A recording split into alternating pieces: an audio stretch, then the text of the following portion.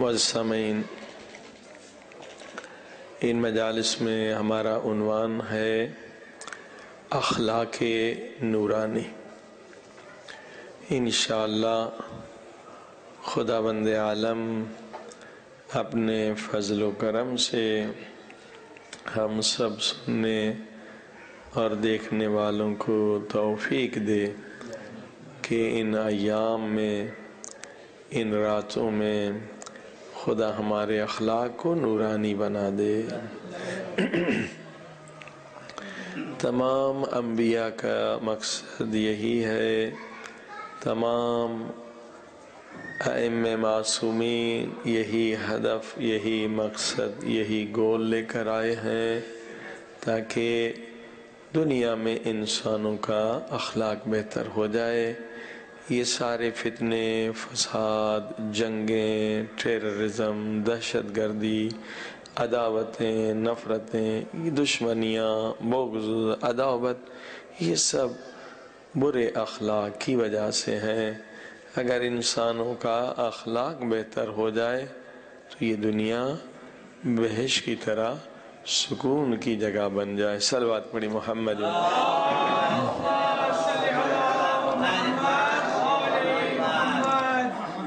اور الحمدللہ ہمارے پاس قرآن و اہل بیت ہیں اور پیارے پاک نبی حضرت محمد مصطفیٰ صلی اللہ علیہ وآلہ وسلم اور ان کی آل کی نورانی حدیثیں ہیں، اور جس حدیث کو منتخب کیا گیا ہے واقعاً وہ بہت عظیم الشان ہے۔ حدیث معراج پہ جو بھی انسان عمل کرے گا وہ دنیا میں معراج پر پہنچ جائے گا۔ اس کا معراج یعنی سب سے بڑی بلندی، اس سے بڑی کوئی بلندی نہیں ہے۔ سب سے بڑی بلندی پر پہنچانے والی یہ حدیث ہے جس پہ ہم گفتگو کر رہے ہیں۔ تمام اخلاق کے اصول اللہ پاک نے اس حدیث میں ہمیں بتلائے ہیں، اور یقیناً یہ تقدیر کو بدلنے کی حدیث ہے، زندگی کو بہتر بنانے کی حدیث ہے، اور ہمارے جتنے مشکلات ہیں دنیاوی یا اخروی ان کو ختم کرنے کے لیے یہ بہترین حدیث ہے کہ ہماری مشکلات دنیا میں، آخرت میں ختم ہو جائیں۔ صلوات پڑھی محمد۔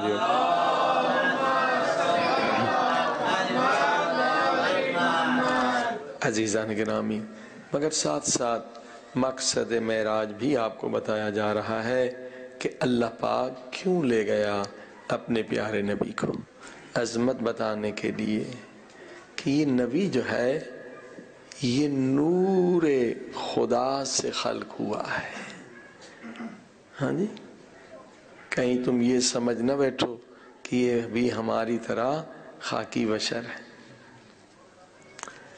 نوری مخلوق ہے۔ اللہ نے اپنے نور سے اس نبی کو خلق کیا ہے۔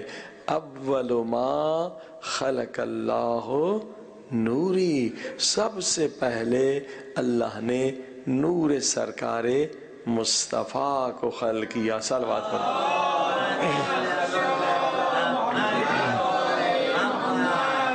پوری کائنات پھر حضور پاک کے ذریعے سے خلق فرمائی ہے۔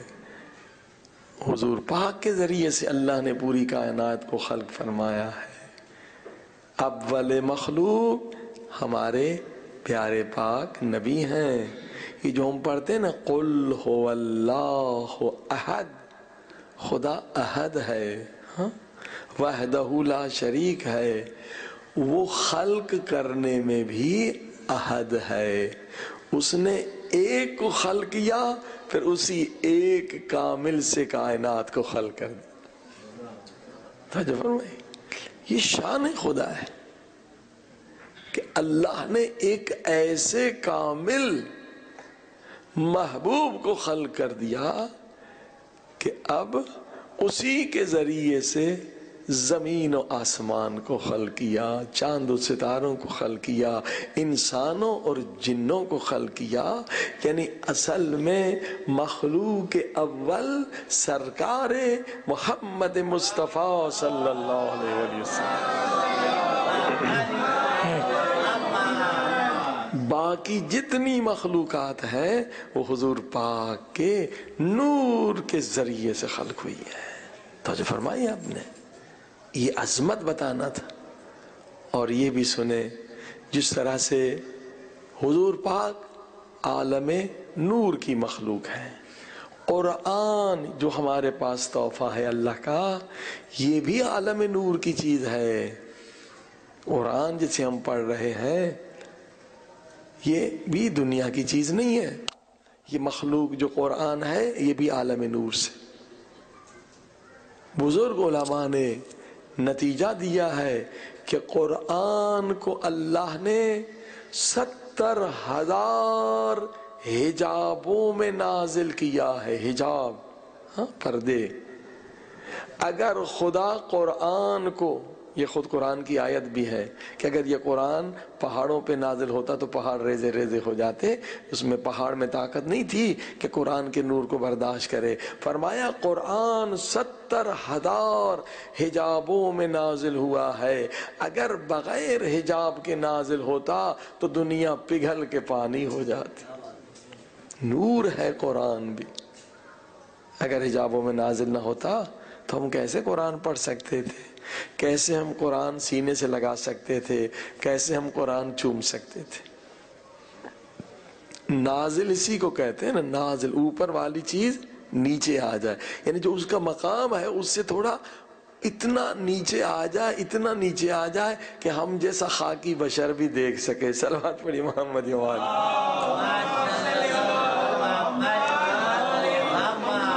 اسے کہتے نازل ہونا۔ توجہ فرمائی۔ سو حضور پاک صلی اللہ علیہ وآلہ وسلم کا نور بھی نازل ہوا ہے۔ عزیزان گرامی، اہل بیت کا نور بھی نازل ہوا ہے۔ یعنی اگر اسی طرح سے جس طرح سے اللہ نے اپنے پیارے نبی کو خلق کیا، پنجتن پاک کو بھی اللہ نے اپنے نور سے خلق کیا، اگر اسی طرح سے نازل ہو جاتے تو دنیا پگھل کے پانی ہو جاتی۔ ہاں جی، لہذا حضور پاک کا نور، پنجتن پاک کے نور کو بھی اللہ نے 70,000 حجابوں میں نازل کیا ہے تاکہ مجھ جیسا گناہگار بھی ان کا ہاتھ چوم سکے، ان کی زیارت کر سکے۔ صلوات پڑھی محمد۔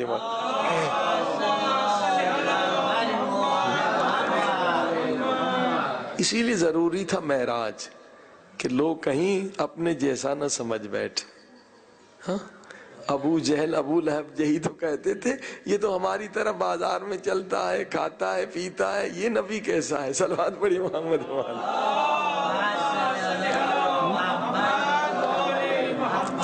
تو یہ ضروری تھا کہ معرفت ہو مسلمان کے پاس پیارے نبی کی، تو اللہ پاک نے سبحان الذی اسریٰ بعبدہ لیلا من المسجد الحرام الی المسجد الاقصی معراج کا بندوبست کیا۔ اور ساری دنیا جانتی ہے کہ معراج کیا ہے، کہ جبریل رک گئے اور ہمارے نبی آگے بڑھ گئے۔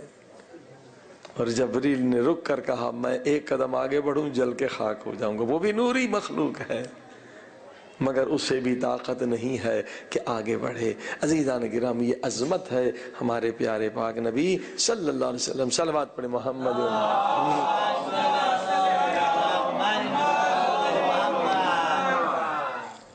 اب کیونکہ ہمارے پاس دن بہت کم رہ گئے اور پوری کوشش ہے کہ ہم اس حدیث معراج کو ان 10 دنوں میں مکمل کریں۔ یہ پورا اصول، پورا برنامہ، پورا پروگرام ہے پوری زندگی کو نورانی بنانے کے لیے۔ ہر زندگی کا پہلو آپ کا نورانی ہو جائے تو ہی آپ کامیاب ہیں۔ یہ نہیں کہ ایک زندگی کا پہلو کامیاب ہو اور دوسرا ناکام ہو، ایک نورانی ہو اور دوسرا نورانی نہ ہو۔ لہٰذا آئیے اس نورانی حدیث کو سنتے۔ یقیناً کل جو حدیث تھی کہ اہل دنیا کون ہے، کتنے لوگوں کے عقیدے بدل گئے ہوں گے۔ ہم سمجھتے ہی نہیں تھے کہ اہل دنیا کون ہے. ہم سمجھتے تھے اہل دنیا دنیا دار وہ جس کے پاس مال ہے. ممکن ہے کہ فقیر ہو مگر وہ دنیا دار ہے. ہاں اللہ پاک نے جو صفات بتائیں دنیا دار کی، ہاں جو اپنا حساب کتاب نہیں کرتا اعمال کا، چاہے فقیر ہو امیر ہو، وہ دنیا دار ہے، اہل دنیا ہے. فرمایا اہل دنیا سے زیادہ دور رہو، سلام دعا کی حد تک، زیادہ ان سے اٹھو نہ بیٹھو ورنہ میری محبت نہیں ملے گی. اب اللہ کے پیارے نبی نے کہا اے میرے اللہ، تو نے اہل دنیا کی صفات تو بتا دی، اے میرے اللہ مجھے بتا اہل آخرت کون ہیں، جن کے ساتھ میں اٹھوں بیٹھوں، جن کے ساتھ میں زندگی گزاروں. صلوات پڑھے محمد.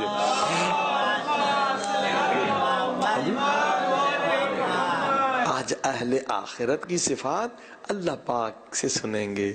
خدا خود اخلاق کا استاد ہے، ہمارے نبی شاگرد ہیں اور ان کے ذریعے سے پوری کائنات شاگرد ہے. خدا سکھا رہا ہے اہل آخرت کے ساتھ اٹھو بیٹھو. قرآن میں بھی ہے نا کونو مع الصادقین، ہاں سچوں کے ساتھ بیٹھو، کیونکہ صحبت کا بڑا اثر ہوتا ہے، دوستی کا بڑا اثر ہوتا ہے. قرآن کہتا ہے کہ قیامت کے دن گنہگار یوم یعز الظالم علی یدیہ، گنہگار ظالم قیامت کے دن اتنا افسوس کرے گا، اتنا افسوس اپنے ہاتھ کاٹے گا، یعنی پاگل بن جائے گا. اور ہاتھ کاٹ کے کیا کہے گا، کاش میں فلاں برے دوست کے ساتھ وقت نہ گزارتا، اس کو دوست نہ بناتا تو آج میں جہنم میں نہ جاتا. یہ برا دوست ہے جو گندی فلم میں لے جاتا ہے، برا دوست ہے جو شراب کی عادت دلاتا ہے، برا دوست ہے جو جوا کی طرف لے جاتا ہے. ساری برائیاں یہی ہیں. اسی لیے فرمایا کہ اگر تم چاہتے ہو اللہ کی محبت، ہاں خدا فرماتا ہے میری محبت لامحدود ہے. جو مجھ سے محبت کرے گا، میری وجہ سے محبت کرے گا، یعنی اہل آخرت سے محبت کرو میری وجہ سے، اور میری محبت کی وجہ سے ہر کام کرے گا.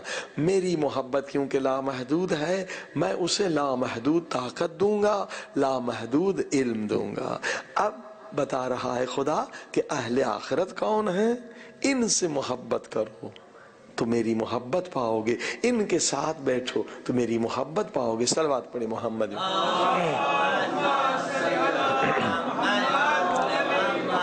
اب پہلی صفت سنیں اہل آخرت کی. پہلی صفت کیا اہل آخرت، یا احمد، اے میرے محبوب. اہل آخرت وہ ہیں جن کا دل بڑا نرم ہے، ان کے دل میں رحم کوٹ کوٹ کے بھرا ہے. پہلی صفت یہ. اہل آخرت کون، جن کا دل بڑا نرم ہے، ان میں رحم بہت زیادہ ہے، بہت زیادہ. عزیزان گرامی، تبھی تو انسان یتیم کی مدد کرے گا، اگر رحم نہیں کسی کی مدد نہیں کرے گا. صلوات پڑھے محمد.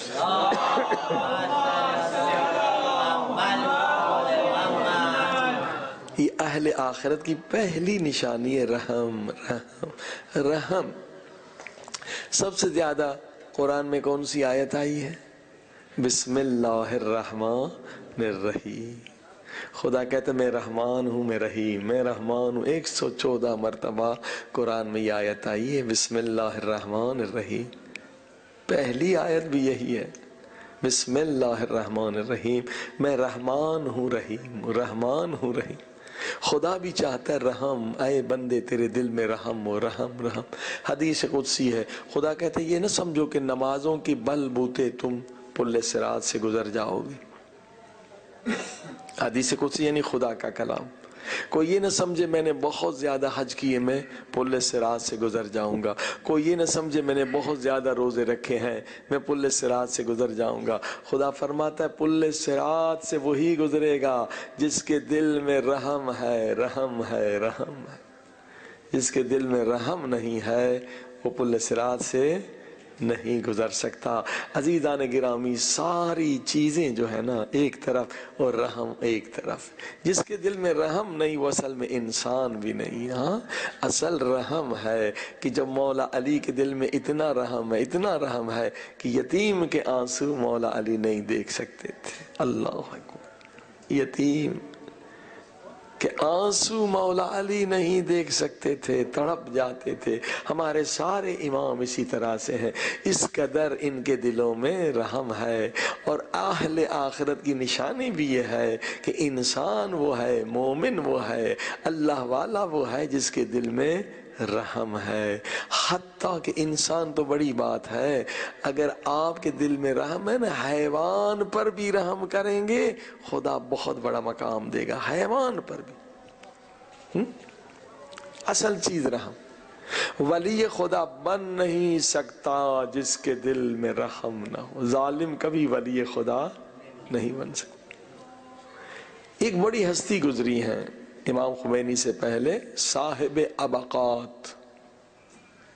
ہاں بڑے بڑے علماء گزرے ماشاءاللہ۔ ان سے بھی پہلے ایک علماء ہمارے گزرے ہیں نجف میں، تو جو فرمائی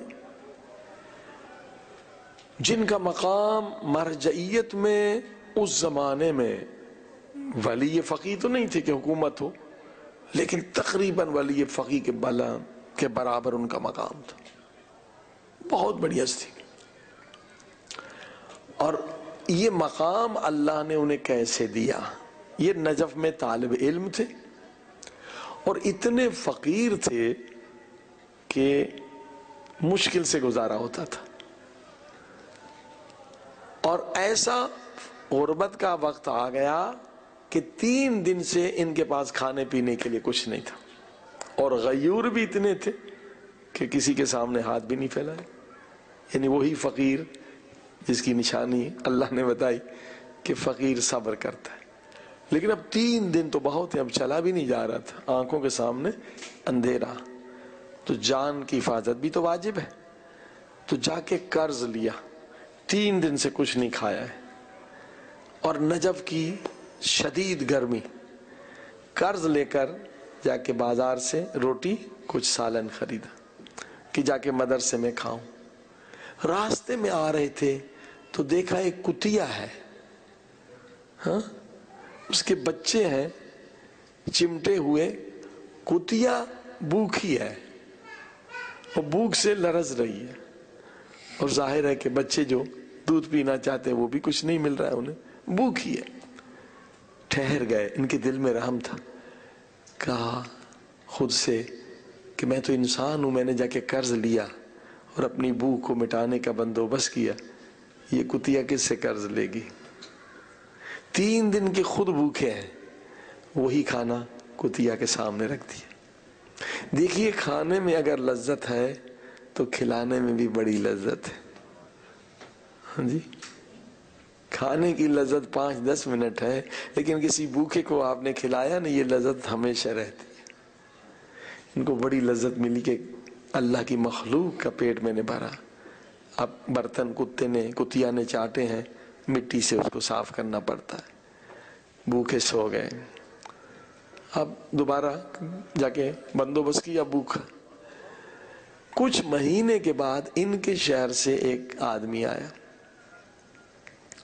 کہا ہمارے شہر کا جو سب سے بڑا رئیس تھا وہ مر گیا، اس کی کوئی اولاد نہیں تھی، بہت بڑا کروڑ پتی تھا، زمینیں باغا، اس نے ساری زمینیں تمہارے نام پہ لکھ دی۔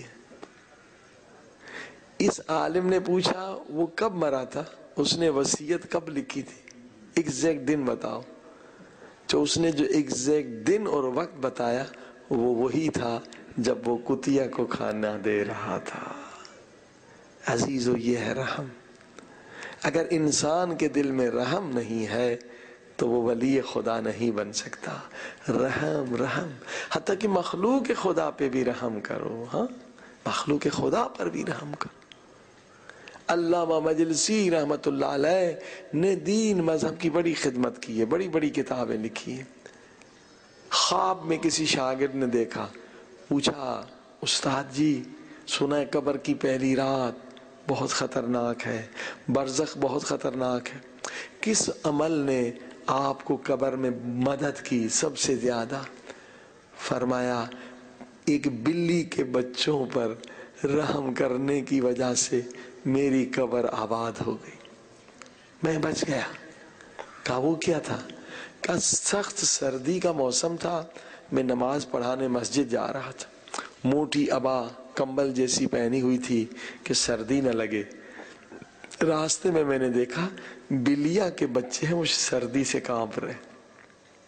میں نے خود سے کہا مجلسی تو نے تو اتنی بڑی موٹی عبا پہن لی ہے، خرید لی ہے، یہ بیچارے کہاں سے عبا لائیں گے؟ مجھے رحم آ گیا، میں نے عبا اتاری اور بلی کے بچوں کو عبا میں لپیٹا اور عبا کو اسی میں لپیٹ کر میں نے وہیں بلی کے بچوں کے ساتھ عبا چھوڑ دی، بغیر عبا کے نماز چلا گیا۔ کہا اس عمل نے میری اتنی مدد کی قبر میں کہ میں بتا نہیں سکتا۔ صلوات پڑھی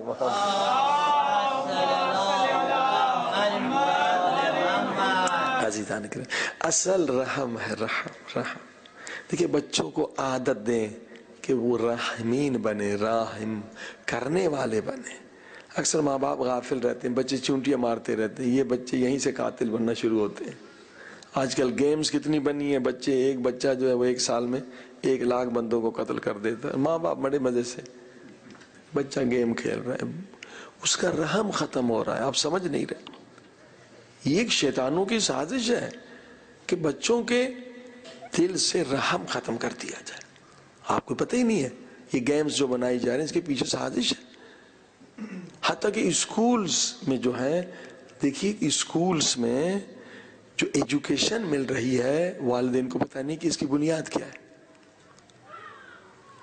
دنیا میں اس وقت کوئی 10 کے قریب الگ ایجوکیشن کے سسٹم ہے، اس میں والدین کو پتہ ہی نہیں کہ یہ جو بچہ اس ایجوکیشن سسٹم میں جائے گا یہ انسان بن کر آئے گا یا حیوان بن کر آئے گا، پتہ ہی نہیں ہے لوگوں کو۔ ایک ایجوکیشن سسٹم یہ ہے، وہ کہتا ہے تو ملک کا وفادار ہے، یہ سکھایا جاتا ہے، اچھا سٹیزن بنو، اپنے ملک کے وفادار۔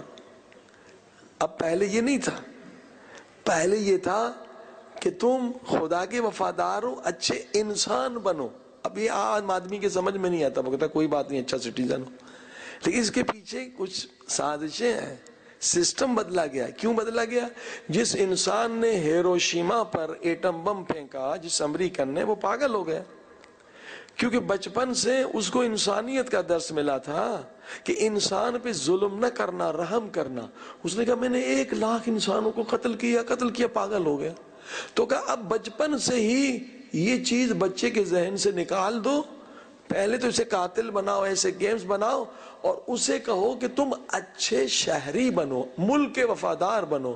اگر تمہارے ملک کے خلاف کوئی ملک لڑ رہا ہے تو ان کو مارنا یہ تمہارے لیے اچھا ہے، تم ہیرو بنو گے، تم ملک کے وفادار ہو۔ بچپن سے یہ چیز ختم کر دو کہ بچے کے دل میں رحم ڈالو۔ اگر رحم ڈالو گے تو یہ تمہارے کام کا نہیں ہوگا، شیطان کے کام کا نہیں ہوگا، پھر یہ رحمان کے کام کا ہوگا۔ صلوات پڑھی محمد والے۔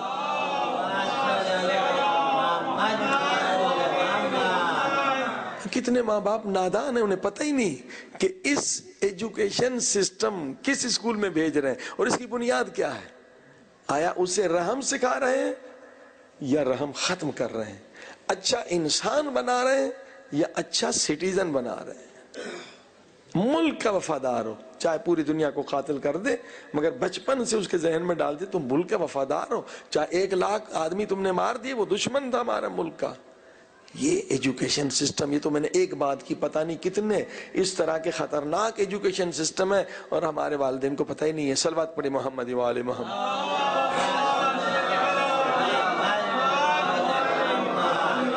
کہ کوشش کی جا رہی کہ رحم ختم ہو جائے۔ شیطانوں کا تو پروگرام ہی ہے، جب رحم ختم ہو گیا انسان پیسے کے لیے ہر کام کرے گا، ہر ظلم کرے گا، ہر برا کام کرے گا۔ اصل دین رحم ہے عزیزان گرامی، ہر مذہب رحم سکھاتا ہے، عیسائی مذہب بھی رحم سکھاتا ہے، اسلام بھی مذہب رحم سکھاتا ہے۔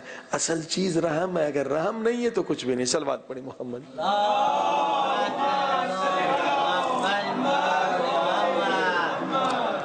لہذا اگر بچے کے اندر رحم نہیں ہے تو یقیناً یہ بچہ قاتل بن سکتا ہے۔ رحم سکھا، اہل آخرت وہ ہیں جن کا دل نرم ہے۔ آئی دوسری صفت، یا احمد، یہ میرے محبوب نبی، اہل آخرت وہ ہیں جن کے اندر بے پناہ حیا ہے، وہ با حیا بندے ہیں۔ حیا عزیز بڑی چیز ہے حیا، اور حیا جو احادیث میں آیا ہے دو معانی میں آیا ہے۔ ایک حیا ہے بے حیائی کے مقابلے میں، برے کام کے مقابلے میں، گناہ کے مقابلے، اور ایک حیا ہے یعنی خدا کے سامنے ادب رہے، یہ بھی حیا ہے، ادب کے معنوں میں آیا ہے۔ ایک حیا حیا کے معنوں میں آیا ہے، اور ایک احادیث میں حیا ادب کے معنوں میں آیا ہے۔ صلوات پڑھیں محمد والا۔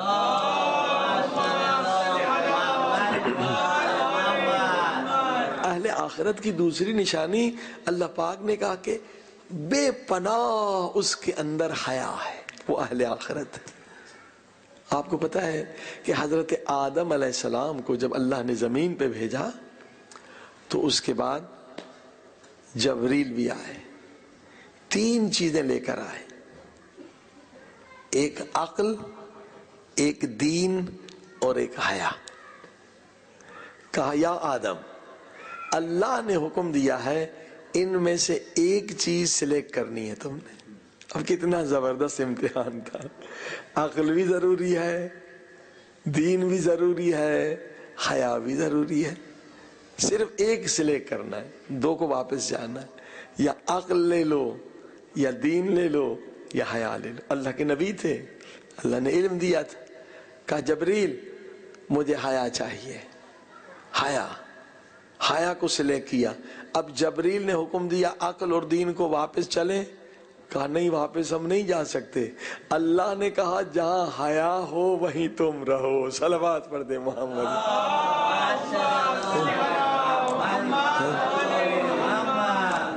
اب دیکھیں کتنی زبردست پوائنٹ ہے، ہاں حقیقت یہ ہے اگر بچہ بے حیا ہو جائے نا، حیا ختم ہو، باپ کا گستاخ بھی ہو جائے گا، باپ پہ ہاتھ بھی اٹھائے گا، سب کچھ کر سکتا۔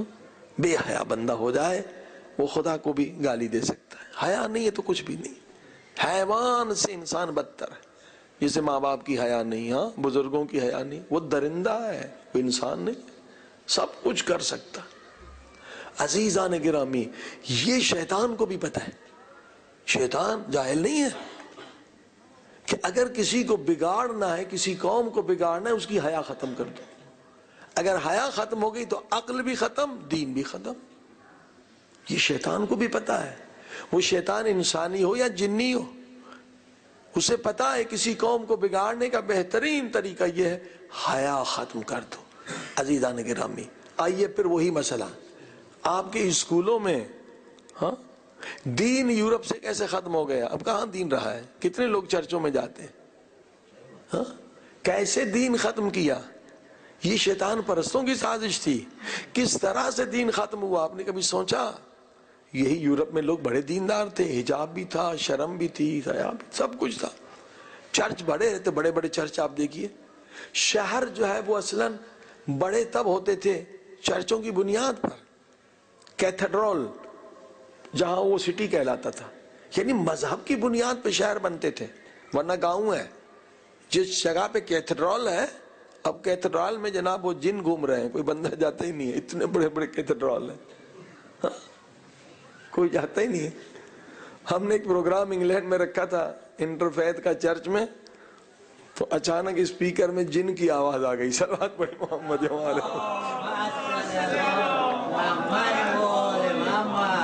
جن بیٹھے رہے، انسان تو جاتے ہی نہیں ہے، بڑے بڑے چرچ ہیں۔ کیسے دین ختم کیا شیطانوں نے؟ کبھی آپ نے سوچا؟ یہ حیا ختم کر دیا۔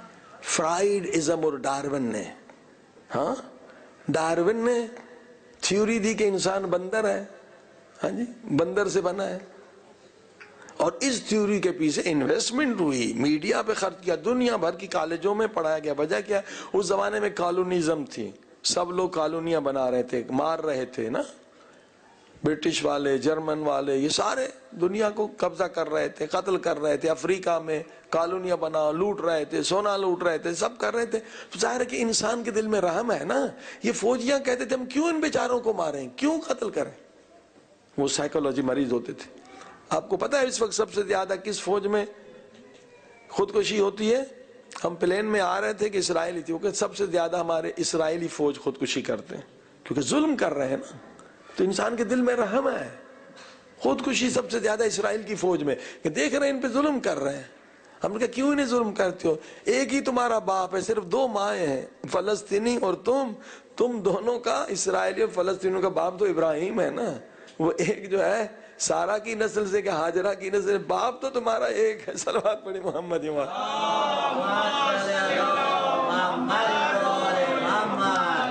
تو انہوں نے کہا کہ جی ہمارے حکمران بدماش ہیں.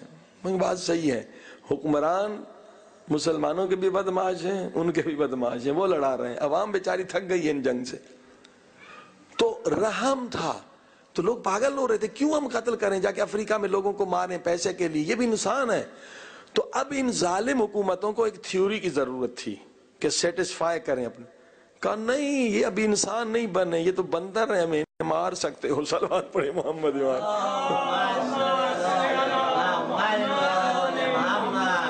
یہ ایولیوشن ہو رہا ہے ابھی ان کا. لہذا ہر ظالم کو اس تھیوری کی ضرورت تھی، اور اسی وقت انہوں نے زائونسٹ نے یہ تھیوری دی. ہاں جی، اور ان کو بے دین بنایا کیونکہ ان کی ضرورت تھی کہ تھیوری ہو تو کیسے لوگوں کو سیٹسفائی کریں. اور یہ ڈارون زائونسٹ تھا، ہاں، کہ انسان بندر کا بنا. اب جب کہ جب معلوم ہوا کہ انسان کی جین اصلاً بندر کی جین کبھی انسانی جین بن ہی نہیں سکتی، پھر بھی ڈارون کو پڑھایا جا رہا ہے. ایک پورا ایک فلسفہ ہے تاکہ لوگ بے دین رہیں. ڈارون نے کافی لوگوں کو بے دین بنا دی. بھائی اگر فرض کریے کہ بندر سے انسان بنا ہے تو 2 چیزیں ہونی چاہیے، یا تو سارے بندر انسان بن جائیں، یا ابھی تک بنتے آئے نا، رک کیوں گیا یہ سلسلہ. صلوات پڑھے محمد.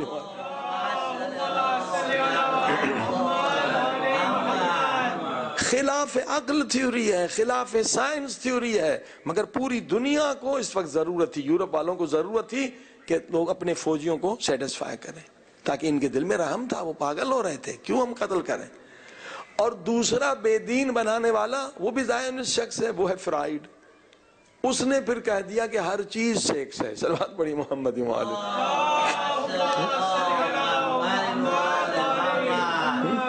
پہلے خدا کے وجود سے عقیدہ ختم کرو، تورات انجیل قرآن سے عقیدہ خراب کرو کہ جناب انسان بندر سے، اور اب ان کی حیا ختم کرو. ہاں، انسان جو ہے وہ ہر چیز اس نے کا سیکس ہے. حالانکہ اس کی تھیوری اس کے شاگرد نے ختم کر دی. شاگرد نے کہا کہ استاد جی اگر ایک آدمی 3 دن کا بھوکا ہے، کھانا بھی آ جائے عورت بھی آ جائے، وہ کدھر جائے گا؟ کہ کھانا کھائے گا. تو تم تو کہہ رہے ہو ہر چیز سیکس ہے. بندے کے پاس کھانا نہیں ہوگا تو مر جائے گا، طاقت ہی نہیں ہوگی. مگر اس تھیوری کو آج بھی فرائیڈزم کو فلسفے میں پڑھایا جا رہا ہے، سائیکولوجی میں پڑھا رہا ہے. پورے گروپ ہیں شیطان کے. شیطانزم جو ہے آج بھی ہے، یہ شیاطین چاہ رہے ہیں وہ زندہ رہے، فرائیڈزم زندہ رہے تاکہ لوگ بے دین رہیں، کیونکہ حیا ختم کرنا ہے. فرائیڈزم جو ہے وہ حیا کو ختم کرتا ہے. اگر کسی قوم کا حیا ختم ہو گیا، دین بھی ختم، عقل بھی ختم. اب دیکھیں عقل ختم ہے، دین بھی ختم، عقل بھی ختم. اصل چیز حیا ہے. صلوات پڑھی محمد وآلہ.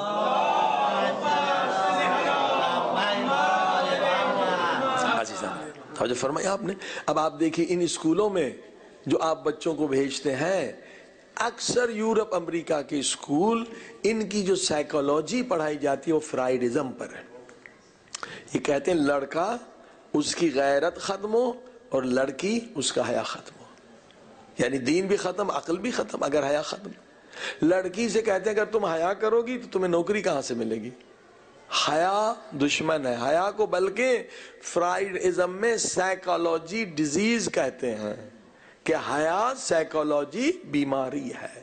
یعنی جو انسان کی نیچر ہے، فطرت ہے، اگر حیا نہیں تو کچھ بھی نہیں ہے. جسے اسلام نے سب سے زیادہ قیمتی بات کہا قرآن نے سب سے کہ عورت میں اگر حیا نہیں تو ایمان نہیں، اخلاق میں اگر بندے کے اندر حیا نہیں تو وہ حیوان ہے۔ اسلام، قرآن، تورات، انجیل، زبور حیا کو مرکزی حیثیت دے رہی ہے، مگر فرائیڈزم جو ہے، فرائیڈ بدبخت کہہ رہا ہے کہ یہ ڈیزیز ہے، سائیکولوجی ڈیزیز ہے، اگر کسی کے اندر حیا ہے تو وہ مریض ہے۔ صلوات پڑھیں محمد وآلہ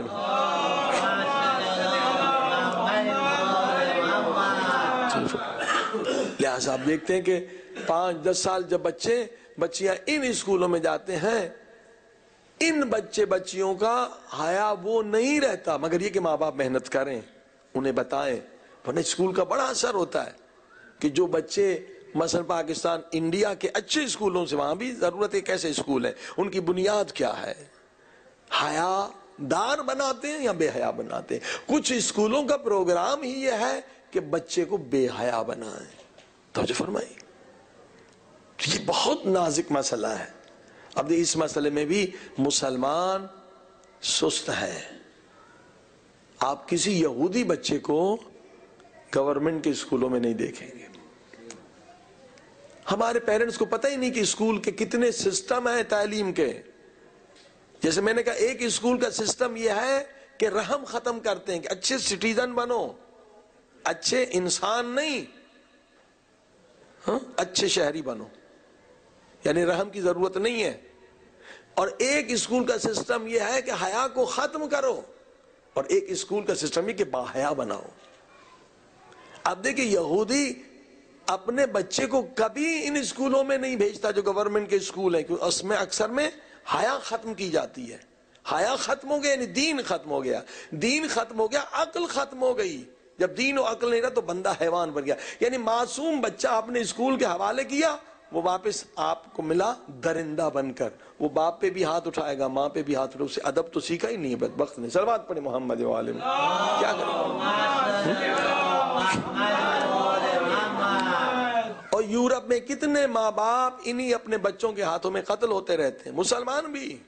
اب چند سال پہلے برمنگھم میں ایک کشمیری مسلمان نے باپ کو قتل کر دیا، ماں کے سامنے مارا، ماں نے کہا حیا کرو، کہا ماں کے سامنے نہیں مارتا، گلا پکڑ کے باپ کا، دیکھو بیٹا یہ انہی اسکولوں کا نتیجہ ہے، گلے سے کھینچا، سڑک پہ آ کے خنجر سے مار دیا۔ حیا نہیں تو وہ قاتل بن سکتا ہے، حیا نہیں تو وہ زانی بن سکتا ہے۔ اسکول میں آپ کے بچوں کو، اسکول میں بچہ جو معصوم ہے اس کی دماغ بالکل کاغذ کی طرح ہے، اس کو باحیا بناؤ یا بے حیا بناؤ، یہ اسکول کا کام ہے۔ توجہ فرمائیں، یہ ظلم کر رہے ہیں، مسلمان ظلم کر رہے ہیں، انویسٹمنٹ نہیں کر رہے ہیں بچوں پر، مگر یہودی کبھی یہ غلطی نہیں کرتے، اپنے بچوں کو، اپنے اسکول ہیں ان کے انٹر تک، اور ان کو باحیا بناتے ہیں، مذہبی بناتے ہیں۔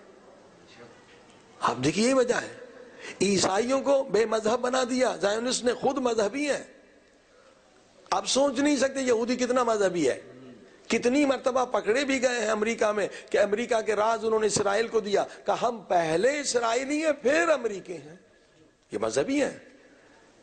ہم نے 84 میں اسٹینمور جماعت میں تھے، تو ایک ہمارے مومن نماز جمعہ میں آئے، انہوں نے ایک پرس کسی یہودی بچی کا گر گیا تھا اٹھا لیا، 85 کی بات کر رہا ہوں، اسٹینمور جماعت لندن میں تھا، میں ریزیڈنٹ عالم۔ انہوں نے کہا مولانا یہ بچی تقریباً 11 برس یا 12 برس کی ہے، اور انگلینڈ کی ہے، برٹش ہے، یہ ایوری منتھ جو ہے اس زمانے میں 10 پاؤنڈ اسرائیل کو ڈونیشن دیتی ہے۔ بتائیے کوئی ہمارا ایسا کوئی بندہ ہے کوئی برٹش ہو اور ہر مہینے 10 پاؤنڈ ایران کو ڈونیشن دیتا ہوں؟ اس زمانے میں 10 پاؤنڈ یعنی آج کے 50 پاؤنڈ بنتے ہیں۔ یہودی مذہبی ہوتے ہیں، یہ چھوٹی ٹوپی پہنتے ہیں، وہ مذہبی، بہت زیادہ مذہب، عیسائیوں کو بے مذہبی بنا دیا، کیونکہ جب تک عیسائی مذہبی تھے وہ ان سے لڑتے تھے، انہوں نے ڈارون بھی یہودی تھا، فرائیڈ بھی یہودی تھا، ان کا ان سب کو بے دین بنا دو تو ہم ان پہ حکومت کر سکیں گے۔ صلوات پڑھیں محمد وآلہ۔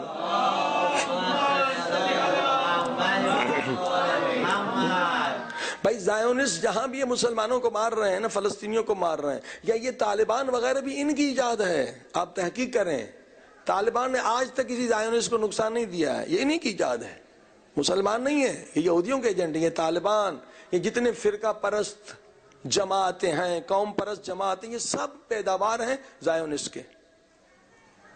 توجہ فرمائی. زائونسٹ جو ہے مسلمانوں کو گولیوں سے مار رہے ہیں، مگر عیسائیوں کو الگ طریقے سے مار رہے ہیں. وہ انہیں گے بنا رہے ہیں تاکہ ان کی نسل ہی ختم ہو. جتنا پیسہ خرچ ہو رہا ہے زائونسٹ کر رہے ہیں کہ گے بناؤ ان کو، ہاں لیسبین بناؤ، ان کی نسل ہی ختم ہو جائے. اور یہ بیچارے عیسائی سمجھتے نہیں، کم سے کم آپ انہیں سمجھا دیں. صلوات پڑھے محمد.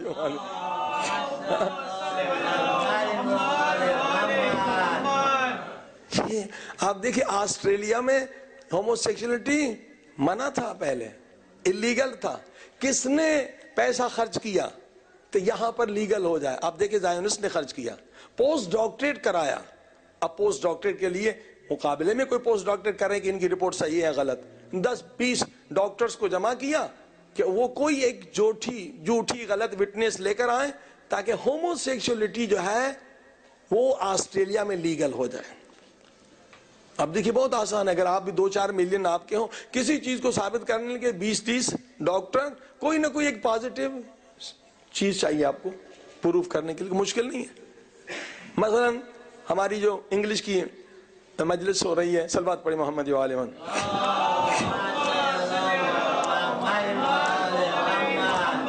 اہل بیت کی میڈیسن پر کہ میموری کیسے بڑھائی جائے. اب دیکھیے آج سے 50-60 سال پہلے ایک صاحب نے ریسرچ کی تھی کہ فلورائیڈ جو ہے یہ پانی میں ڈالیں تو دانت مضبوط ہوتے ہیں، مگر اس کے نقصانات کسی نے نہیں دیکھے. پوری دنیا نے اندھی تقلید کر دی 50 سال سے، خصوصاً انگریز بولنے والوں نے، امریکہ نے، کینیڈا نے، اور مجھے معلوم یہاں نہیں مگر آسٹریلیا میں تو ہے، فلورائیڈ ڈال دی. اب جناب اس کے بعد پتا چلا، اب جا کے یعنی 50 سال کے بعد، کہ فلورائیڈ جو ہے یہ سبب ہے الزائمر ڈیزیز کا، کیونکہ میموری سیل کو فلورائیڈ کل کرتا ہے. ثابت ہو گیا. اب ایک غلط تحقیق ہو گئی، اس پہ 50 سال اتنی بڑی حکومتیں چلتی رہیں اور کتنے لوگ جو الزائمر ڈیزیز میں مبتلا رہے. اب جناب کہہ رہے ہیں کہ منیرل پانی پیو، کیونکہ وہ پائپس بھی ایسے ہیں کہ اس میں فلورائیڈ جم جاتی ہیں، تو پورے پائپس کو بدلے تو مشکل ہے. اب ہم گئے تھے وینکوور، ایک جگہ پر فلورائیڈ ہے ایک میں نہیں، اب نئے جگہ پہ فلورائیڈ نہیں ڈال رہے ہیں. یہ پرابلم ہے. تو یہ کوئی مشکل نہیں ہے. مثلا مقصد لے کر آپ ریسرچ کروائیں. زائونسٹ لوگوں نے ریسرچ کروائی، چند لوگوں کو خریدا، 2-4 ملین خرچ کیے. اب اس کو رد کرنے کے لیے کون پیسہ اتنا خرچ کر سکتا ہے؟ ان کے پاس پیسہ ہے. کہا کہ یہ ہومو سیکشولیٹی اس لیے صحیح ہے کہ یہ بندہ گے بنتا ہے، اس لیے گے بنتا ہے کہ اس کا باپ بھی گے تھا. صلوات پڑھے محمد.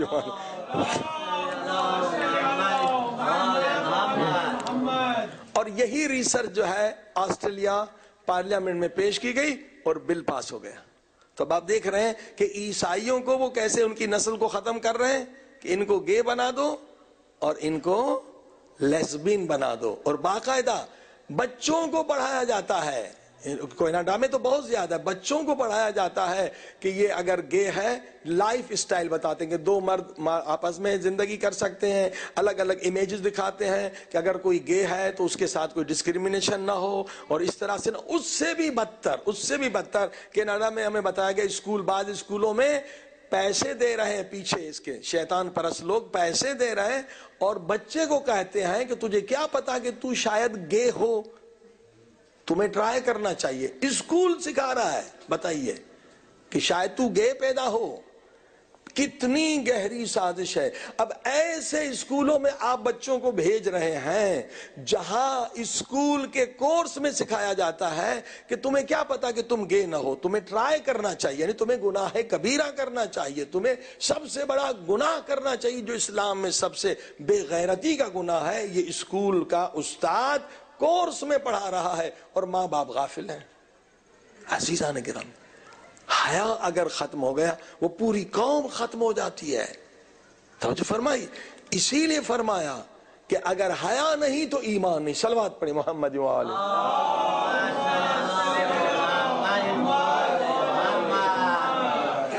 اور حیا، ایک حیا جو ادب سے ریلیٹڈ ہے، ایک حیا جس کا تعلق ادب سے، ایک بے حیائی کے مقابلے میں، بے غیرتی کے، شرمی کے مقابلے میں، اور ایک حیا جو احادیث میں آئی ہے وہ ہے ادب. کہ مولا علی فرماتے ہیں کل شیء یحتاج الی عقلہ ہر شے عقل کی محتاج. اگر عقل نہیں تو انسان کچھ نہیں کر سکتا، نہ دیندار بن سکتا ہے، نہ دنیا دار بن سکتا ہے، نہ کچھ کما سکتا ہے، نہ پڑھ سکتا ہے. اصل چیز عقل ہے. کل شیء یحتاج الی عقلہ وعقل یحتاج الی ادبہ. مولا فرماتے مگر عقل محتاج ہے ادب کا. ہاں جی، عقل سے بھی بلند چیز کیا ہے؟ ادب. یہ حیا جو حضرت آدم علیہ السلام نے عقل کو چھوڑ کر حیا، یہ ادب والی حیا، ادب کو لیا. کہ مولا فرماتے ہر شے محتاج ہے عقل کے، اور عقل محتاج ہے ادب کا. اگر بندے کے اندر ادب نہیں تو بندہ کچھ بھی نہیں. صلوات پڑھی محمد وآلہ.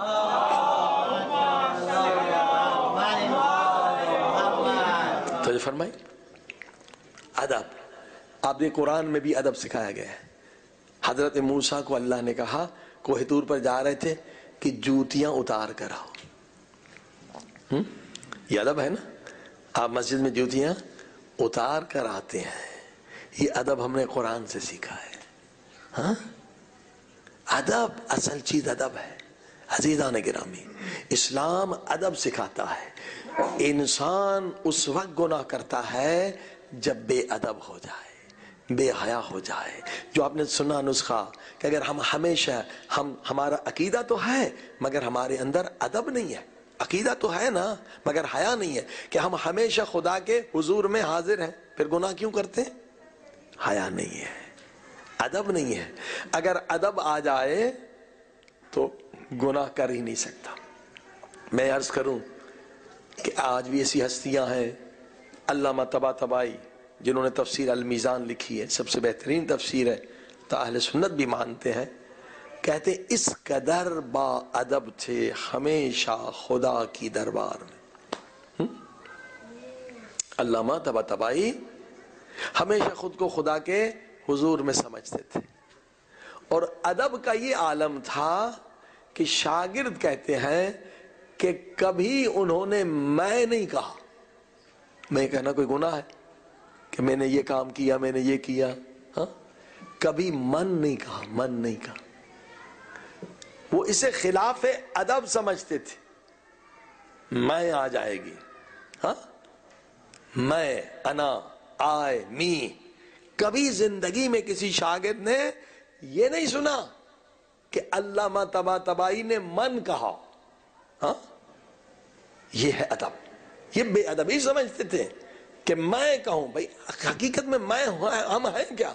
ہم جو کچھ انجام دیتے ہیں خدا کے فضل سے، اس کی طاقت سے، اس کی توفیق سے دیتے ہیں. اگر ہم عبادت کرتے ہیں، علم حاصل کرتے ہیں، ڈاکٹر بن جاتے ہیں، تو دماغ کس نے دیا؟ آنکھیں کس نے دی؟ ہاتھ کس نے دی؟ یہ طاقت کس نے دی؟ توفیق کس نے دی؟ موقع سب خدا نے. تو ہم کیا ہیں؟ تو جو بھی خدا نے فضل کیا، خدا نے کیا، میں نے نہیں کیا، خدا نے توفیق تھی. کبھی زندگی میں میں نہیں کہا. اور جھگڑا تو میں پر ہی ہوتا ہے. صلوات پڑھی محمد وآلہ.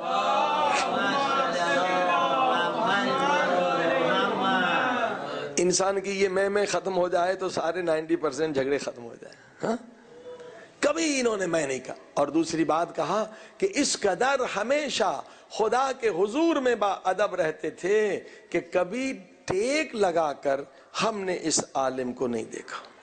اب ٹیک لگانا کوئی گناہ ہے؟ نہیں. ٹیک نہ لگانا کوئی مستحب ہے؟ نہیں. مگر یہ ان کی معرفت ہے کہ وہ خود کو خدا کے حضور میں اس طرح سے سمجھتے تھے. مثلا اب آپ بیٹھے ہوئے ٹیک لگا کر پاؤں سیدھے کر کے، اگر کوئی مجتہد آ جائے آپ ایسے بیٹھیں گے؟ نہیں بیٹھیں گے، باادب ہو جائیں گے. وہ ہمیشہ خود کو خدا کے حضور میں سمجھتے تھے. اتنے باادب ہوتے، اتنے باادب تھے کہ کبھی کسی شاگرد نے نہیں دیکھا کہ ٹیک لگا کر بیٹھے ہوں. اب جو ٹیک لگا کر نہیں بیٹھ سکتا وہ گناہ کہاں سے کر سکتا ہے؟ صلوات پڑھی محمد.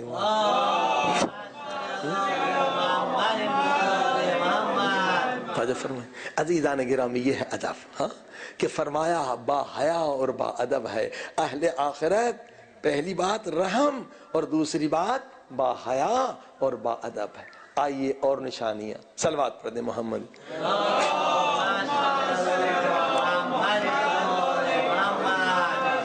یا احمد. اہل آخرت کون ہے؟ اہل آخرت کی نشانی، اہل آخرت سے کبھی انسانوں کو نقصان نہیں ملتا. کسی بندے کو ان کے وجود سے نقصان نہیں ہوتا. ہاں کہتے مسلمان وہی ہے نا جس کے ہاتھ زبان سے دوسرے محفوظ رہے. یہ اہل آخرت کی نشانی ہے کہ اہل آخرت وہ ہیں جن کے وجود سے کبھی کسی انسان کو نقصان نہیں ہوتا، بلکہ لوگ انہیں نقصان پہنچاتے ہیں اور وہ لوگوں کی نادانی پہ صبر کرتے. پوچھا افضل انسان کون ہے؟ افضل الناس، سب سے بہترین انسان کون ہے؟ اللہ کے نبی نے فرمایا جو سب سے زیادہ انسانوں کو فائدہ پہنچائے. صلوات پڑھی محمد.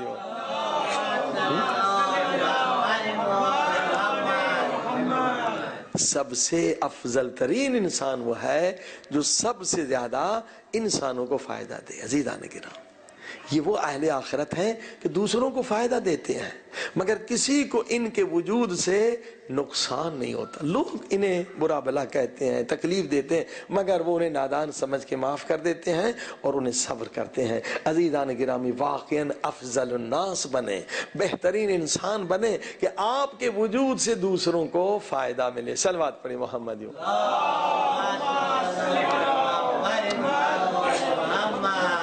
دیکھیے سرکار امام موسیٰ کاظم علیہ السلام،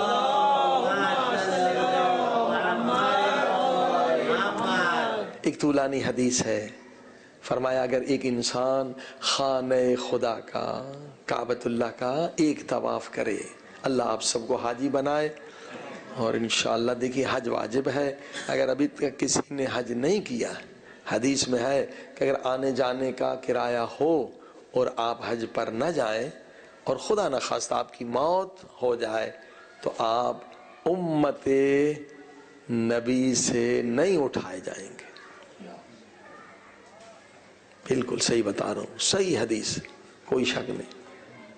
آپ یہودیوں اور نصرانیوں کے ساتھ اٹھیں گے، امت پیغمبر سے خارج. کیوں؟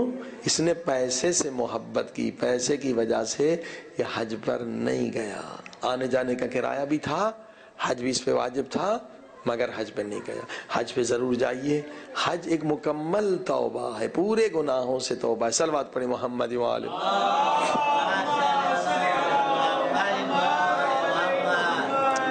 تو امام فرماتے جب ایک خانہ خدا کا کوئی طواف کرتا ہے تو خداوند عالم اس کے 700 گناہ معاف کرتا ہے اور 700 نیکیاں عطا فرماتا ہے اور 700 درجات اس کے بلند کرتا ہے. ایک طواف. اللہ اکبر. ہاں اتنا ثواب ہے. لیکن فرمایا اگر کوئی مومن ایک غریب خاندان پہ رحم کر کے اسے ایک مہینے کا کھانا پینا، اس کی ضروریات اس کو دے دے، ایک مہینے، کچھ بھی نہیں ہے، آپ $200-300 سے حساب لگا سکتے ہیں. ایک غریب یتیم بیوہ خانوادے کو ایک مہینے کے غذا کا بندوبست کرے تو خدا اس مومن کو 40 حجوں کا ثواب دیتا ہے. صلوات پڑھی محمد.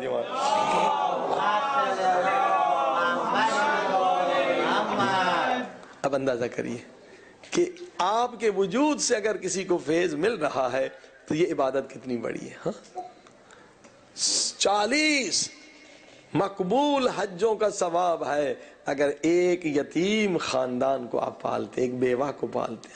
آج کتنے یتیم ہیں. یہ ظالموں نے فیکٹری لگا دی ہے یتیم بنانے کے، ہر دن بم پھوٹ رہے. آپ کو پتہ ہے دنیا میں سب سے زیادہ یتیم کہاں ہے؟ UN کی رپورٹ، اقوام متحدہ کی رپورٹ. حیران ہوں گے آپ، سب سے زیادہ یتیم عراق میں. عزیزو بہت یتیم. ایک ہمارے دوست ٹورنٹو سے گئے تھے، ایک کیمپ دیکھا انہوں نے یتیموں کا نجف کے قریب. کہتے پورا دن میں کھانا نہیں کھا سکا، روتا رہا.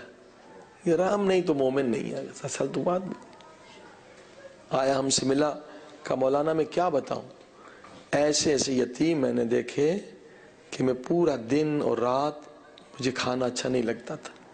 میں نے کہا تم نے کیا دیکھا؟ کہ ایسے یتیم تھے، ایک تو شدید گرمی، ٹینٹس میں تھے، شدید گرمی کی وجہ سے اور کم غذا کی وجہ سے کتنے بچے نابین ہو گئے تھے. دیکھیے ان ممالک میں آپ کتنا کھانا یورپ میں ڈسٹبین میں پھینکتے ہیں نا، کچرے میں پھینکتے ہیں. آپ جیب سے نہ دیں، صرف یہ جو ڈسٹبین میں بھیجتے ہیں نا یہ نہ پھینکیں. خریدتے وقت یتیم کو یاد کریں، بھوکے کو یاد کریں، بیوہ کو یاد کریں.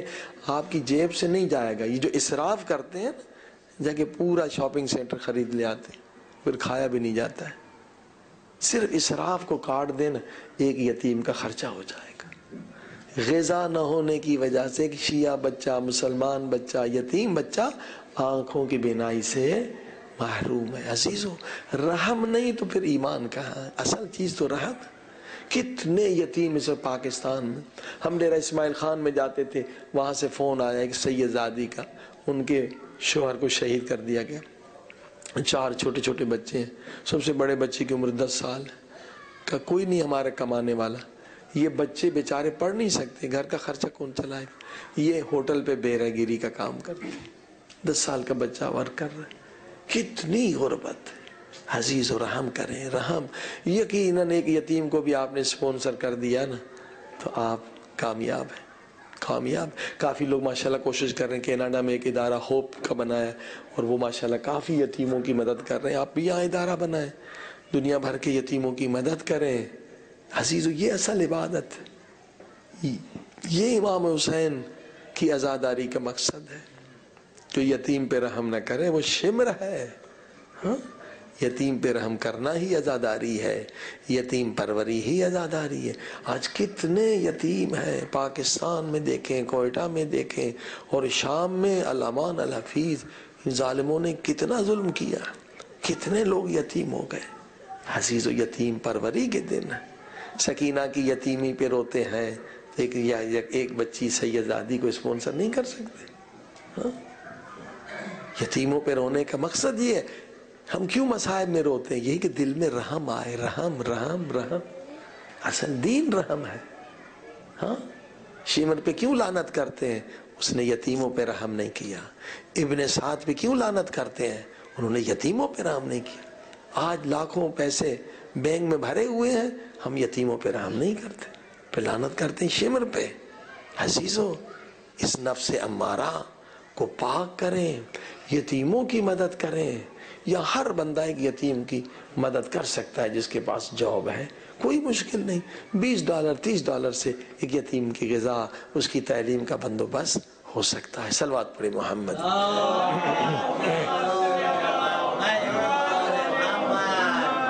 یعنی افضل الناس، سب سے افضل انسان بنے. ہاں افضل انسان وہ ہے جو سب سے زیادہ مخلوق خدا کو فائدہ دے رہا ہے. اگر آپ چاہیں، دیکھیے یہ بھی ضروری نہیں کہ آپ کے پیسہ ہو. بعض لوگ کہتے ہیں مولانا ہمارے پاس پیسہ نہیں، ہم کیسے یتیم کی مدد کریں؟ بغیر پیسے کے بھی مدد کر سکتے ہیں. ہمارے کچھ دوست تھے، وہ پڑھتے تھے، اسٹوڈنٹ تھے واشنگٹن میں. 2 دوست تھے، ان کے پاس پیسہ نہیں تھا، اسٹوڈنٹ تھے، مگر انہیں کانٹیکٹ دیے تھے، ہم نے دیے تھے کافی مومنین کے. وہ جب بھی کوئی مسئلہ ہوتا تھا وہ آرام سے 5 لاکھ 10 لاکھ مومنین کو فون کر کے جمع کر لیتے تھے. کوئی مشکل نہیں ہے. آپ وقت دیں. اگر آپ کے پاس ٹائم نہیں ہے، اتنے مومنین ہیں، آپ ایک سائٹ بنائیں، ایک سسٹم بنائیں، آپ فون کریں. لوگ دینے کے لیے تیار ہیں، مگر وہ چاہتے ہیں کہ کوئی انہیں جگانے والا ہو. صلوات پڑھیں محمد.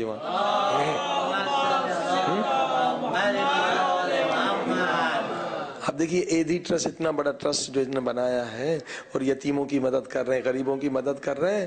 یہ جب ہم نے مجلسیں سٹارٹ کی تھی 76 79 میں، ہم اخارہ در میں مجلس پڑھتے تھے اس زمانے میں، یہ ایک چھوٹا سا کمرہ تھا، انہوں نے وہاں سے سٹارٹ کیا. ٹھیک ہے، اور آج وہ کتنے لوگوں کی مدد کر رہے ہیں. یہ ہمت کی بات ہے. دینے والے بہت زیادہ ہیں. ایک بندہ میدان میں آ جائے، ہاں پیسہ نہیں ہے تو کوئی بات نہیں ہے، آپ آ جائیں، وقت دیں. 1000 بچے یتیم آپ ان کی پرورش کر سکتے ہیں اگر آپ روزانہ 2 گھنٹے بھی نکال دیں اور لوگوں کو فون کر کے بتائیں. بہت ثواب ہے، بہت ثواب ہے، اور آج ضرورت بھی ہے. صلوات پڑھیں محمد و آل محمد. اور یہ سلسلہ آپ دیکھ رہے ہیں ختم ہونے والا بھی نہیں ہے.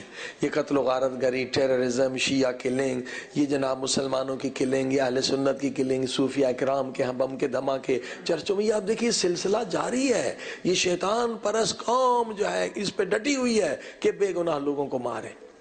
تو آپ بندوبست کریں. میں نے کہا جب ہم اقلیت میں ہیں تو کل بھی میں نے عرض کیا 3 چیزوں پر آپ زور دیں، 3 چیزوں پر. ہاں، ایک میڈیا، ہمارا میڈیا ہونا چاہیے. ہاں الحمدللہ اب یورپ میں کچھ ٹیلی ویژن ہے، مگر آپ کے نیوزی لینڈ، آسٹریلیا میں آپ کے ہاں اپنا کوئی میڈیا نہیں ہے. آپ دیکھیں وہاں میڈیا سے کتنا فائدہ ہوا ہے، کتنے مومنین ہوئے اور کتنے میڈیا کی وجہ سے امام بارگاہ بن گئے.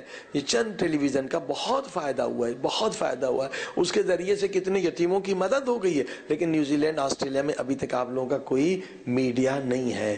یہاں بھی میڈیا کی ضرورت ہے. میڈیا شہرگ حیات ہے. اور اس کے بعد کیا ہے؟ ایجوکیشن. ہمارے یونیورسٹیز ہونے چاہیے. جیسے اپنے بڑی کوششوں کے بعد یہ یونیورسٹی ایلیا یونیورسٹی قائم ہوا ہے. اس میں سب مل کر حصہ لیں. کئی یونیورسٹیوں کی ضرورت ہے. اور تیسری چیز جس کی تاکید ہے وہ ہے تجارت. اور تجارت مستحب ہے کہ تجارت کے ذریعے سے آپ بہت سارے یتیموں کی مدد کر سکتے ہیں. نوکری پیشہ رہیں گے تو 1-2 یتیم، لیکن اگر آپ تجارت میں آتے ہیں تو 100 تک بھی یتیموں کی مدد ہو سکتی ہے. صلوات پڑھی محمد و آل محمد.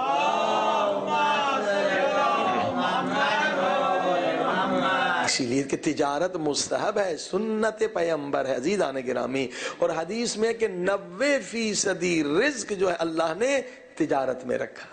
90% رزق تجارت میں، 10% نوکریوں میں. ہاں کیوں؟ اس لیے کہ آپ تجارت میں اللہ کی ذات پہ توکل کرتے ہیں، توکل کرتے ہیں. ایک شخص آ گیا کہنے لگا مولا میرے پاس کوئی نوکری نہیں، جاب نہیں، میں کیا کروں؟ امام نے کہا کتنے پیسے؟ کہا اتنے پیسے. کہا اس سے تم دکان تو کرائے پہ لے سکتے ہو؟ کہا مولا لے سکتا ہوں، مگر دکان میں رکھوں گا کیا؟ میرے پاس پیسے نہیں ہیں.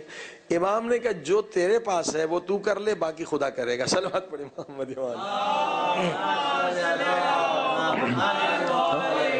کیونکہ بزنس میں، تجارت میں خدا کی ذات پہ توکل ہوتا ہے. اس نے وہی جو پیسے تھے، امام کا حکم تھا جا کے دکان لے لی، کرائے پہ بیٹھ گیا. لوگ آ رہے ہیں بھی دکان کھولا ہے، کوئی سامان نہیں ہے. کہ میرے پاس پیسے نہیں. ایک نے کہا چلو میرا سامان بیچ دو، آدھے پیسے تمہارے، آدھے. میں کہا بہت اچھی بات ہے. تھوڑی دیر کے بعد دوسرا آیا، بھائی دکان ہے، کوئی ایک ایٹم پڑا ہوا کہ بھائی یہ بھی میرے نہیں ہے، کسی اور نے. کہا چلو میرا سامان بھی رکھ دو، آدھا تیرا آدھا میرا. صلوات پڑھی محمد.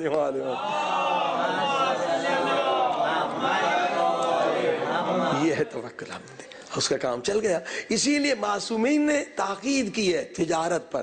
ایک عجیب روایت ہے امام جعفر صادق علیہ الصلوۃ والسلام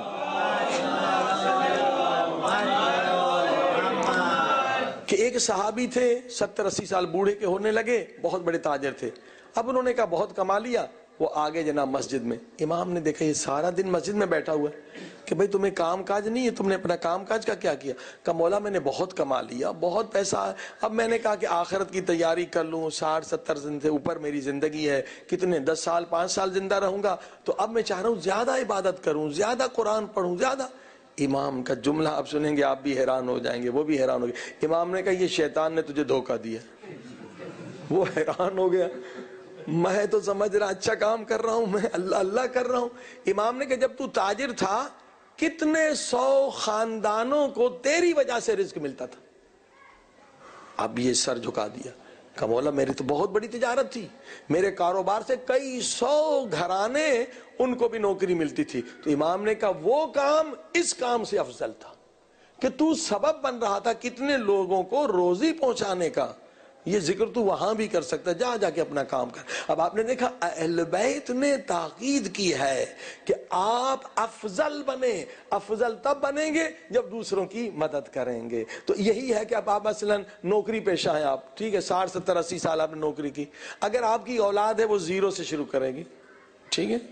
لیکن اگر آپ بزنس مین ہیں تو آپ کا جو 60 70 سال کا تجربہ ہے وہ آپ مفت میں اپنے بیٹے کو دیں گے اور وہ 60 سال سے اوپر جائے گا. دیکھیے یہ فائدہ ہے. اسی لیے تاکید ہے کہ آپ بزنس کریں مستحب ہے، ثواب ہے، خدا کی ذات پہ توکل ہے، بلکہ میں یہ بھی کہتا ہوں شب عاشورہ پوری رات عبادت کرتے ہیں، لیلۃ القدر پوری رات آپ عبادت کرتے ہیں۔ اب جب آپ عبادت کرتے ہیں تو یقیناً آپ کے رزق روزی میں بھی برکت ہوتی ہے، یہ تو ہو ہی نہیں سکتا کہ آپ عبادت کریں، یہ تو اللہ کا وعدہ ہے، آپ کے رزق روزی میں برکت ہوتی ہے۔ اب فرض کریے آپ نے پوری رات لیلۃ القدر عبادت کی، اللہ نے کہا بھائی اس مومن کو 1 ملین دے دو، لیکن آپ تو کسی کمپنی میں نوکری کر رہے ہیں، وہ 1 ملین کمپنی کو ملے گا، آپ کو تو وہی $2000 ملیں گے۔ صلوات پڑھیے محمد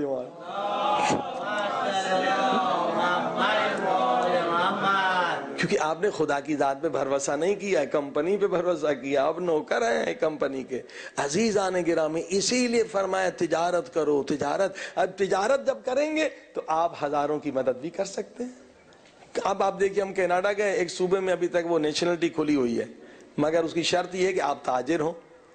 نوکری کتنی بھی بڑی ہے، آپ ایک فیملی کو نہیں بلا سکتے۔ اگر سسکوٹن میں ابھی تک امیگریشن کھلی ہوئی ہے، اگر آپ تاجر ہیں اور اس کو جاب دے رہے ہیں، پوری ایک فیملی غریب کو آپ پاکستان انڈیا سے بلا سکتے ہیں، ان کو نیشنلٹی کینیڈا کی ملے گی۔ اب بتائیے کتنا فوائد ہے تجارت کا۔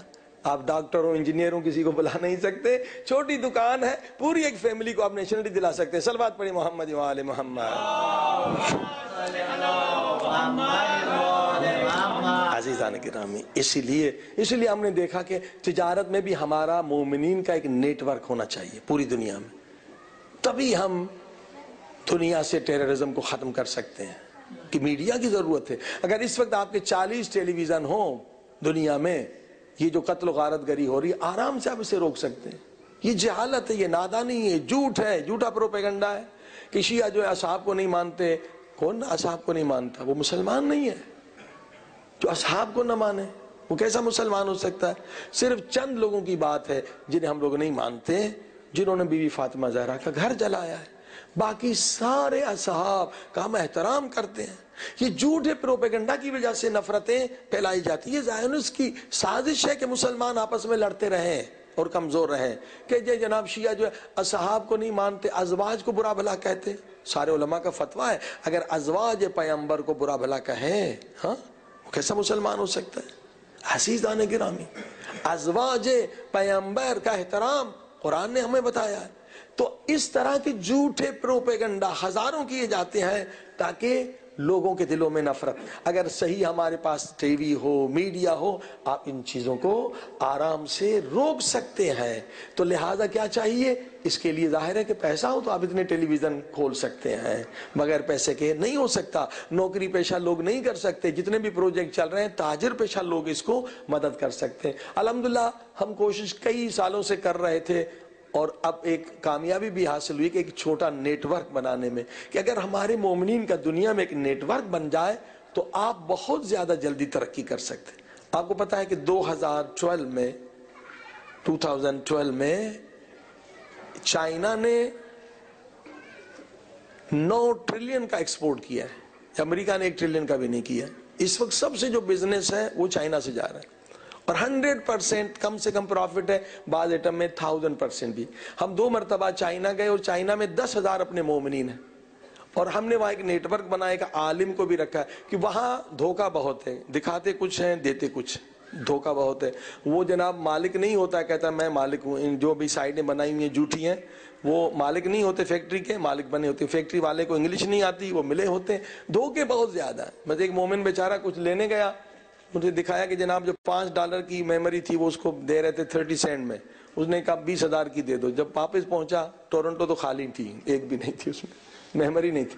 اس طرح کے دھوکے بہت زیادہ ہیں، لہٰذا ہم نے وہاں پر ایک کمپنی بھی رجسٹر کروائی ایک عالم کی سرپرستی میں، تاکہ وہ کوالٹی کنٹرول ہو، اور پوری دنیا میں اب مال وہیں سے جا رہا ہے، اور بہت آسانی ہے، وہاں سے کوئی مشکل بھی نہیں ہے۔ تو جو لوگ بھی اس پروگرام میں آئیں یقیناً وہ تجارت کریں گے، کیونکہ وہاں پر شیورٹی ہے، ایک عالم بھی ہے، کوالٹی کنٹرول بھی ہے، تو آپ آگے بڑھ سکتے ہیں، بزنس کر سکتے ہیں، اور بزنس ٹیکنکس بھی آپ کو وہاں مومنین جو ہے وہ سکھائیں گے۔ ایجوکیشن کا سسٹم بھی ہے، اور اس سلسلے میں بھی جو لوگ چاہتے ہیں وہ اسی سائٹ پر خود کو رجسٹر کر دیں، ممبر بن جائیں. جو ایلیا یونیورسٹی کا ایک شعبہ ہم نے بزنس کا رکھا ہے، جس میں بزنس سکھائیں گے بھی، آپ کو دنیا بھر کے کانٹیکٹس بھی دیے جائیں گے تاکہ ہماری کمیونٹی بزنس کمیونٹی بنے. جب تک ہم بزنس کمیونٹی نہیں بنیں گے ہمارا کوئی انفلوئنس نہیں ہوگا، ہم لوگوں کی مدد نہیں کر سکتے، زیادہ یتیموں کی مدد نہیں کر سکتے، زیادہ میڈیا پہ کام نہیں کر سکتے. ضروری ہے کہ ہمارے لوگ بزنس میں بھی آئیں. صلوات پڑھیں محمد و آل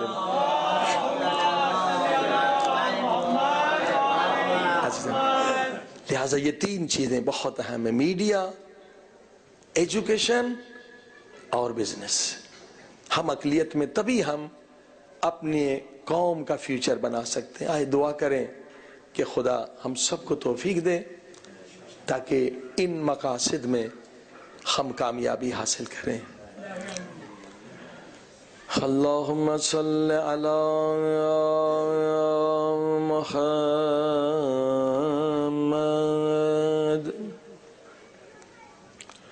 وآل محمد وعجل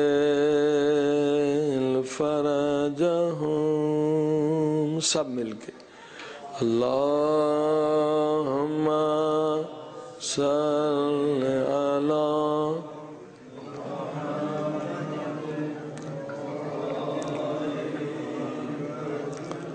وعجل فرجہم.